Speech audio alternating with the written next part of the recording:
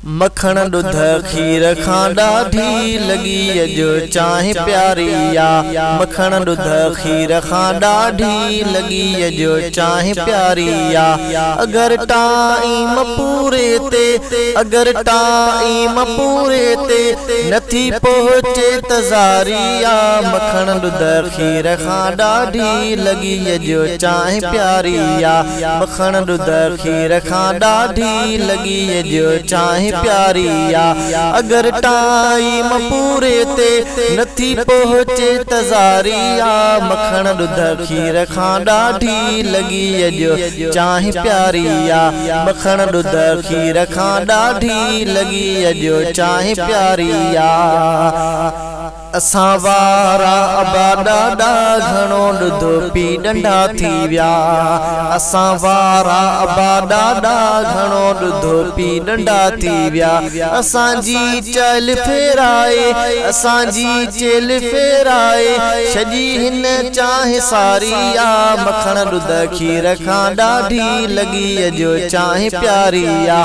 मखण दुध खीर खां ॾाढी लगी अजो चाहे प्यारिया। अगर टाइम पूरे ते अगर टाइम पूरे ते नथी पहुचे तज़ारिया। मखण दुध खीर खां ॾाढी लगी अजो चाहे प्यारिया। खपे मेहमान खे मानी तॾहिं दस चाहे जो चुकड़ो।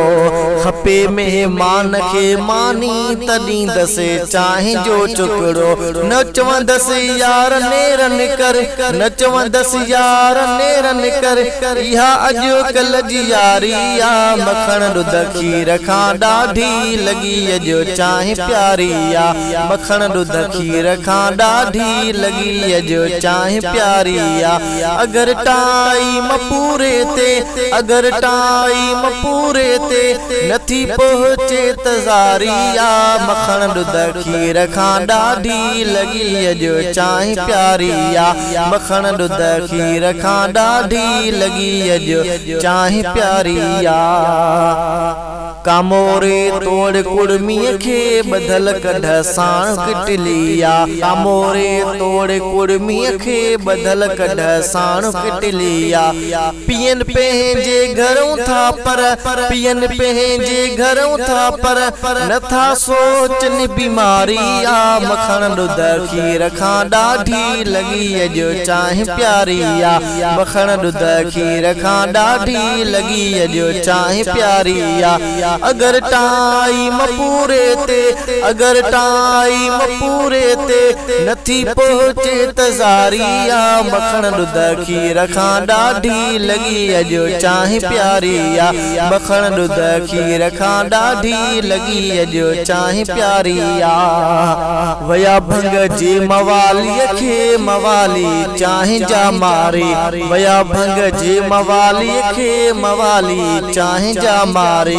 नतीजे तर मिले ओतर नतीजे तर मिले ओतर अखिन आडो अंधारिया। मखण दुध खीर खां ॾाढी लगी अजो चाहे प्यारिया। मखण दुध खीर खां ॾाढी लगी अजो चाहे प्यारिया। अगर टाइम पूरे ते अगर टाइम पूरे ते नथी पहुचे तज़ारिया। मखण दुध खीर खां ॾाढी लगी अजो चाहे प्यारिया। मखण दुध खीर खां ॾाढी लगी अजो चाहे प्यारिया।